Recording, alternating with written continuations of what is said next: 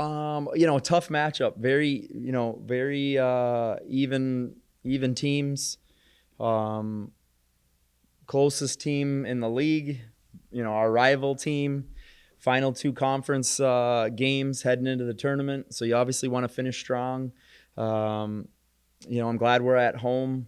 Uh, and our kids are fired up after the weekend at IUPUI. A little disappointed in how that weekend went, so they'll be ready to go.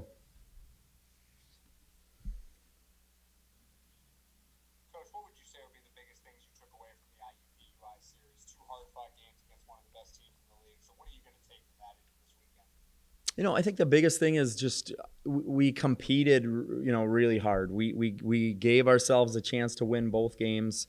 Unfortunately, we didn't come out with either one, but we were right there, and they arguably could be undefeated in the league. They have 3 losses, and those 3 losses, their point guard was out for all 3 of them. So looking at it that way, I mean, we got a big lead early against them in the first game, and they kind of fought back, and then it was back and forth, and we had a decent lead in the second half against them the second game, and we just got to learn how to finish those type of games against the best teams. We made some mental mistakes down the stretch and gave up a couple offensive rebounds, and that was the difference. And you can't make those kind of mistakes either mentally or physically against really good teams, especially on their floor. Where you're at in that sixth seed, you kind of look, if this happens, we could be here, or what's the highest you can go and the lowest you can go? Do you even pay attention at that? Yeah, we definitely look at that. We try to focus on just winning the games, but ultimately you kind of look at who you might get in the first round and the second round and things like that. I think there's a lot of shakeup that could happen this weekend, and we're just gonna try to stay focused on Cleveland State and how to get them. Which I know Cleveland State likes to play a lot of 2-3 zone. They lead the league in steals, talented defensively. So just talk about the challenge of going up against that this weekend. Yeah, it's definitely different. I mean, no one else in our league plays straight 2-3 zone for most of the time.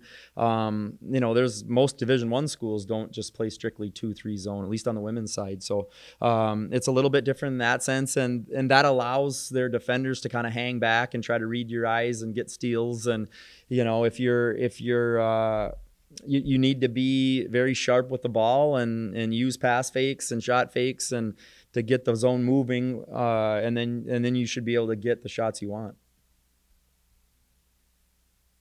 Her player was it Maria White, I think. Mariah White, yeah. Right. What does she bring? She leads, I believe, the conference in scoring. Yeah, she leads the conference in scoring and steals. So I mean, she's a heck of a player. Arguably the player of the year in the conference. And she's really good with the basketball. Very strong, can finish. A capable 3-point shooter. And again, on the defensive side, she just really knows how to read players' eyes and shoulders and jump passes. They get a lot of their points from transition, from turnovers. So outstanding player. Which how big would it be to carry some momentum into the league tournament to come off some wins here this weekend at home? Do you think that will be a huge momentum shift for your team going into the tournament? Yeah, no question. I mean, I don't think we should be disappointed in our weekend with IUPUI. I mean, I think we are a little bit, but I'm trying to turn it into something where, hey, we had a chance to beat arguably the best team in the league on their floor, twice this past weekend, and literally fouls were 10-1 in the second half of the first game, and they shot 23 free throws, I think, to 6 in the second game.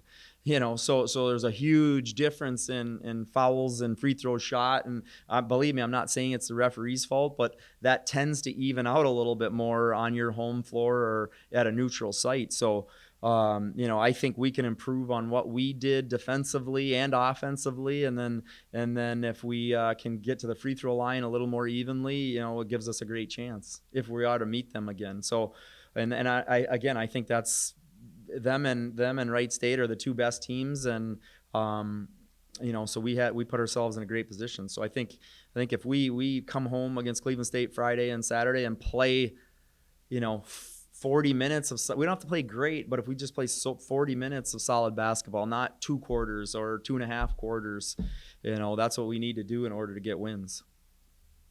John, they've won 5 or 6 in a row. Are they playing their best right now? IUPUI? No, I'm Oh, sorry. Cleveland State. No, yeah, Cleveland State. It's hard to say. I mean, it depends on who your opponents are, but they are playing well. They're playing with more confidence, and every game in this league you got to come ready to play and play well, or you're not winning. So, we need to play well both games. John, now that we're entering the final week of the regular season and this, pandemic season is on the, on rounding home and whatever, or rounding third coming home, what have you learned, or what's been the biggest surprise, maybe the biggest disappointment, as you face the season like you've never faced before? I think the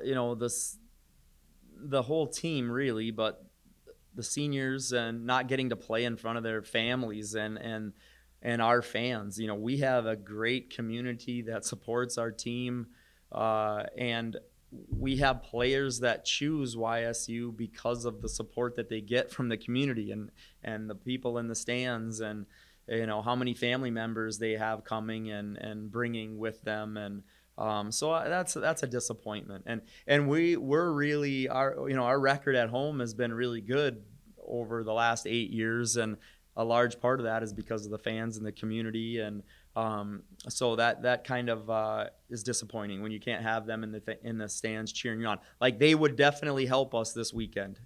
I mean, there's just no doubt about that. So I guess that's probably the biggest thing. Not playing any non-conference games, that was disappointing and really hurt us in terms of coming in. We lost our first 3 conference games, and I think a lot of that had to do with just no experience, no game experience. We have two freshmen playing a ton, actually 2 freshmen that had started, been starting. And so, for them to have no experience, and you go up against a Wright State who's super athletic and pressures and fast, and that game experience would have helped us tremendously.